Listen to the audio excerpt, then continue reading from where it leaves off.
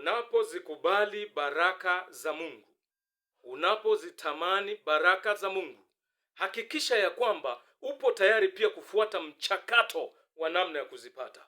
Baraka za Mungu zina mchakato wake ili ziwe dhahiri kwako.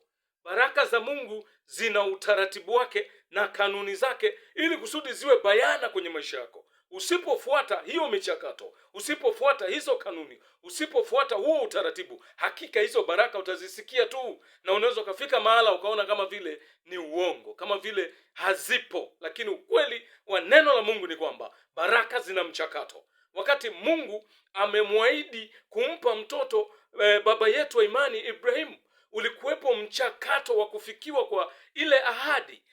Ilibidi afuate huo mchakato, na ikafika mahala Ibrahimu akakata tamaa, mke wake akakata tamaa, akadhani kana kwamba hiyo ahadi haiwezi kutimia, hiyo baraka haiwezi kumfikia, mpaka akashauriwa amchukue mjakazi wake Hajiri, na akaweza kwenda kinyume na mpango wa Mungu, akazaliwa mtu ambaye amesumbua taifa la Israeli hata leo hii, kwa sababu tu Ibrahimu alishindwa kufuata ule mchakato wa kuzipata baraka za Mungu. Subiri na fuata mchakato ili zile baraka na zile ahadi ambazo Mungu amekuahidi ziweze kutimia kwenye maisha yako.